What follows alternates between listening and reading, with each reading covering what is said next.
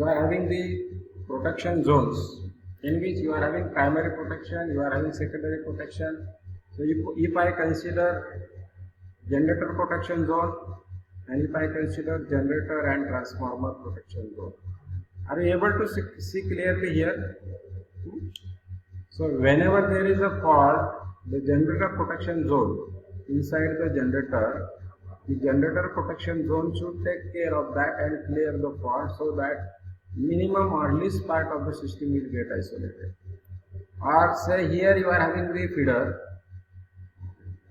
this is feeder protection zone and this is busbar protection zone.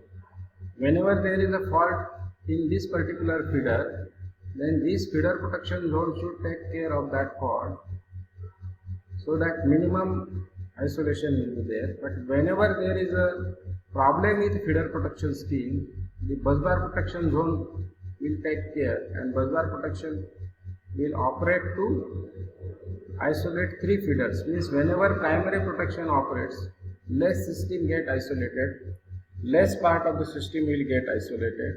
But whenever the secondary or backup protection that operates, the large system will be get isolated. So you must have the primary and backup protection. I have explained what is primary. Primary protection means that is the main protection which is provided for that particular equipment. Here it is a feeder, so feeder is a primary protection, feeder protection, and for feeder, busbar protection is secondary protection.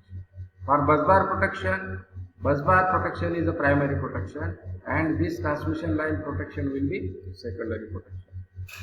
Okay, so you should able to clearly identify the difference between the primary and backup protections which are provided, and the differentiation is nothing but by cities. Here you are having the cities, so boundaries of protections are get isolated by cities or identified by cities. So whenever you are having this testing maintenance work or whenever you are having the fault, normally the particular area get isolated by operation of primary protection. But whenever it is not possible or whenever there is failure in the primary protection because of any reason or technical reason, the secondary protection it is operated and the maintenance or failure, the restoring of the system it is done by doing the maintenance. So generally backup protection it is normally operated against the short circuit only as far as the economy is concerned. Okay. Another important thing is that backup protection, I told you that it isolates more part of the system. So you are having some types of the backup protection in which we call it as a, here you can see backup protection, one of the figure I have shown over here. So relay backup, breaker backup, remote backup and centrally coordinated backup protection. So in relay backup protection and primary protection is nothing but protection it is similar, but backup protection it is just higher grade than that of primary protection.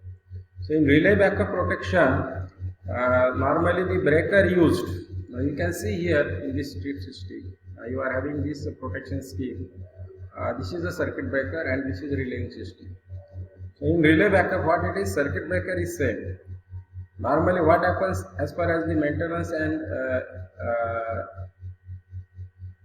what we can say the expenditure over the protective system is concerned, normally the you can have the expense on the protective system, financial expenditure on the protective system. It is 10 to 15%, maximum 10% of the cost of the equipment or cost of the system that is to be protected. If you say that 100 rupees is the cost of the system and 110 rupees is the cost of the protective system, so that will not feasible practically. So reduce the cost of the protection in relay backup. Normally backup, it is separate identity, primary is separate identity. You can have separate protections, but to reduce the cost, we can have the relay backup protection that means you are having the same circuit breaker, it is used for primary and secondary protections or primary and backup protection. Only trip coils, these trip coils, this relaying system is duplicate. Means for primary it is different, for secondary or backup it is different. When there is a backup to be operated, another trip coil will give trip command to the circuit breaker to operate. When primary is to be operated, trip coil number 1 will give command to the circuit breaker to operate. So you should able to identify the difference between primary and backup protection. Then breaker backup, another type of primary protection, that is breaker backup, in which you are having, in relay backup, same relay. In breaker backup protection, you are having two different breakers, separate breaker for primary and separate breaker for secondary protection or backup protection it is provided. Both are installed in the same station. Then sometimes you may have remote backup. Primary and backup protections are provided at different stations and they are completely independent. Means the primary protection doesn't know which is the backup protection and backup protection doesn't know which is the primary, but they are having distinct characteristics to operate. If primary fails to operate, secondary operates or backup operate. That is remote backup. And fourth type of backup protection, that is called as a centrally coordinated backup protection, in which you are having the main protection that is at various stations and backup protections at central. So if main protection doesn't get operate, then the signal come to the centrally coordinated protection system and backup protection or relaying system at central place that will operate to isolate the system. So this is what types of backup protection we can provide. Are you able to see this diagram? Backup by time grading principle. So you are having this. This is the system in which you are having the protections provided. This is the primary protection. As far as this particular feeder is concerned, this is the primary protection for feeder, and this is a secondary protection or backup protection. So time grading is done. So whenever there is a fault in this particular feeder, in a 0.1 second, this primary protection will operate to isolate the feeder, so that other feeders will be operative, healthy, and continuity of supply will be there.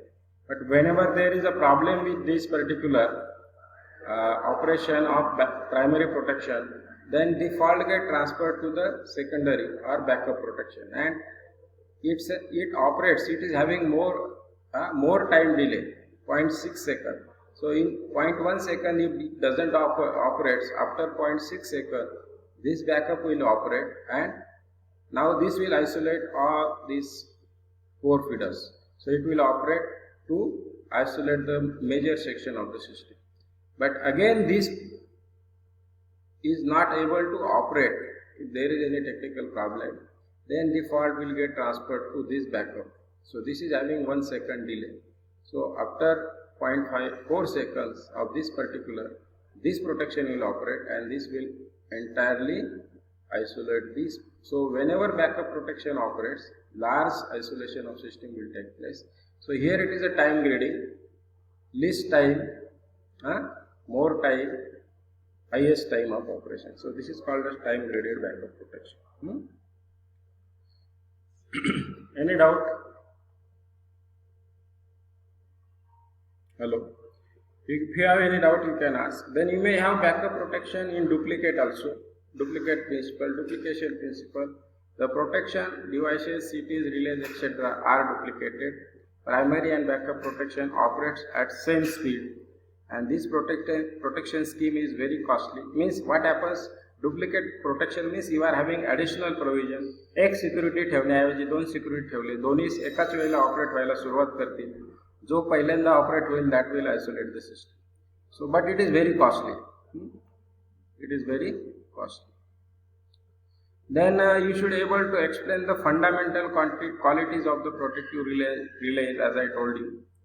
The best and first quality, what we can say in protective relaying, that is called as a selectivity and discrimination. So discrimination, I think last time I have discussed with you what is discrimination. Once again I will tell you. The selectivity of a particular relay or protective system, you can see this diagram. It is select to the correct faulty part. Now you can say there are various type of faults, F1, F2, F3, F4. So whenever there is a fault here in F1, the CB1 or protective system associated with CB1 should able to select the fault section and should operate. It should not have the fault get transferred to CB2 or CB3 or something. Means whenever F1 is there, CB1 should operate. Whenever F2 is there, you must have this CB3 should operate. Whenever F4 is there, circuit breaker near to this should operate. Whenever F4 is there, circuit breaker near to this faulty part should operate. So this is what we called as a selectivity. So protective system should able to select the system which is correct and should able to identify the correct faulty part and disconnect the faulty part without disturbing other rest of the system or other healthy system. This is because this is especially because you will only isolate the small section of the system. In other words, we can say that the selectivity it is very important as far as the isolation of power, minimum isolation of power system and economical operation of power system is concerned. Okay, I think you have understood this. Then you must have discrimination. Discrimination means whenever there must be a discrimination between F1 and F2. Okay, so relay it is provided for CB1 and relay provided at CB2 must have discrimination. Means relay at CB3 should not operate before relay at CB1. They must have discrimination property. Means CB1 if fails to operate, then relay at CB3 should operate. That's what we call it as a discrimination. Right? Then another property that we called it as a speed of operation must be fast as far as possible. The circuit breaker or relaying system near to the fault should operate fast, which includes relaying time and circuit breaker time. So isolation time is relaying time plus circuit breaker time. If you have relaying time more, then isolation time will be more, and there are chances of more damages or further more damages to the system if relaying and protective system will not operate very fast. That is important. Then you must have the particular relaying system sensitive, means actuating quantity with lower actuating, less actuating quantity. What we can say, with lesser actuating quantity, relaying system should operate so that the protection will be there, so it will be fast. Then protective system must be reliable. So whenever it is required, it has to operate without fail. That is a reliability. That is a what we can say. The operating percentage must be 100%, but we cannot say 100%, but it must be more than 90% as far as possible. Then system must be simple. Simplicity must be there in relaying system. Then protection must be adequate, that fault particular section that get isolated adequately, and protective system must be economical. As far as I told you that the cost of the protective system should not more than 10% of the total cost of the system. Otherwise आपण म्हणतो कधी कधी चारण्याची कोंबडी आणि बारण्याचा मसाला, म्हणजे protective system ही तुमचा याच्यापेक्षा जास्त असता कामा नाही, बेसिक कॉस्ट सिस्टीम पेक्षा जास्त असता कामा नाही, ती जास्तीत जास्त 10% असावी. तसं तर रेकमेंडेड 5%च केले, पण in some cases we can say max up to 20%, but in most of the cases 5%. Okay, any doubt?